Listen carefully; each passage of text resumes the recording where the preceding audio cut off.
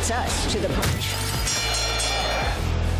Hey there, Bare Knuckle News fans. I've got Bryan Gallo Duran here with me after the 6th win of his career. Oh my God, when are you going to stop the streak? It's not going to stop. I will retire undefeated with a 100% finish rate. Remember I said it. Everything I've told you so far, I've stood on it.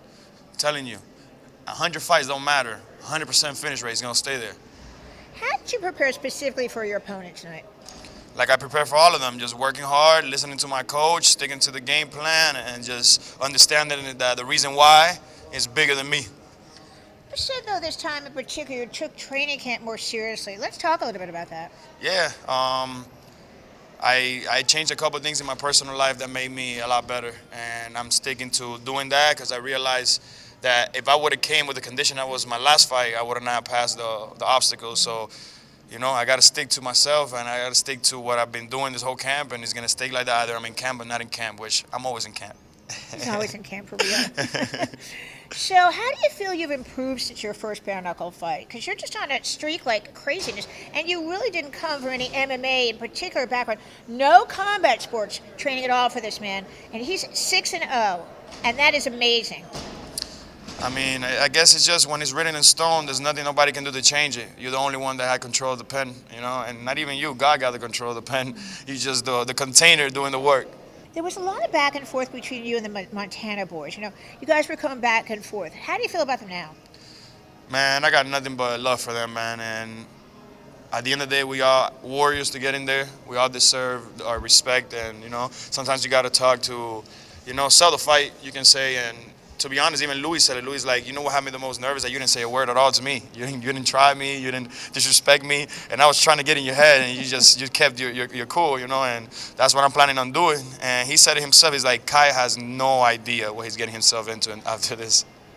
You know, to make an interesting comment about that, because so much of the fight is mental. And when other people do try to get in your head, it can be difficult for you to get back to focusing. Wouldn't you agree? Nah. I don't believe in that. Nobody can get in my head. I'm the only one that can get in my head, you know. And when your head is stronger than pavement, who's going to get in there? I never met somebody that falls from a building and goes past the pavement. So you're such a hungry fighter. That's what I would call it. Yeah. What distinguishes you from all other fighters? I mean, you're fight like a maniac in there. Yeah, I mean, like I said, my reason why is way bigger than me. So I fight for everything I believe in. And no matter what happens in there, I'm always going to come out victorious. So what do you believe in that? How do you go from being street to being in bare knuckle? I mean, because nobody else I've known or interviewed has really gone in there without having a training camp. You think it's like a natural gift, maybe? Yeah, my dad was one of the best fighters in the town that we're from in Cuba. My dad says he was one of the best. And he always prevented me from fighting, I guess, because, you know, respectfully, you know, he didn't get to conquer his dreams. He didn't get to make them happen. So I guess he didn't want me to fail. He just didn't want me to take damage within life. He'd rather me be a doctor or something, you know.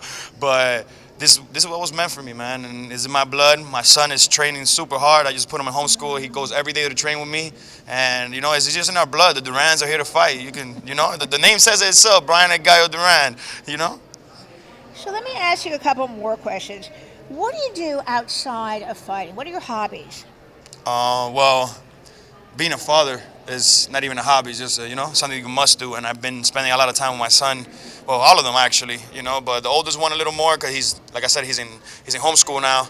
And I'm just trying to be the best I can be, man. And anything that helps me, you know, become better, that's what I'm going to do as a hobby. Which, being a father, I feel like it helps you a lot in everything. And obviously, everybody knows I do music and stuff. We're getting a rap song. We're getting a rap song together, but we can't talk about that now. Yeah, no, nobody's gonna teach me how to rap. Yeah. Or beats, street beats. Street beats, even though I'm not from the street. You're going to make me learn beats. Woo! Baby! All right.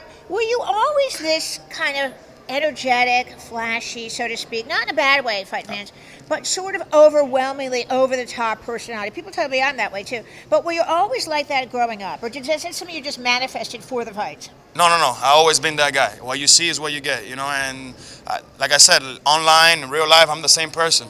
You know, when I was obnoxious online, I was obnoxious in real life, you know. And I guess now I'm being the same humble dude that I always been, you know. It's just, I believe in myself, man. And I put in the work. And when you put in the work, like there's days that, you know how they say, there's a saying, like, champs, they work hard and still think they don't work hard enough. And like the losers, you know, or not the champs, they do a little bit of work and think they did everything, you know. And like me, I could do 3 sessions and I still go home and like, did I push myself hard enough in that round? Did I do this hard enough? Did I throw enough punches in the punching bag? You know, and that's just me, man. And I just want to be the best I can be, and I push myself to the limits, literally every single day.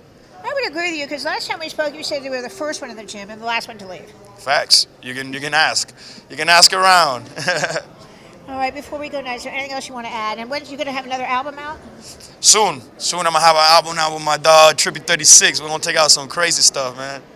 Can I come to the release party? Oh, you coming to the video shoots? Oh yeah. Any sponsors, friends, or family you'd like to give a shout out to? Man, I want to give a shout out to my management company first. All In, man. Rejuveline. Man, I just have so many of them that right now I'm like overwhelmed. Like, you know, like I'm just so happy. I can't think about all of them. I don't want to miss anymore. But mainly my management that's been there, and the little time I've been signed to them, they've given me their all, you know, and I will not let them down. Good. Shout out All In, baby.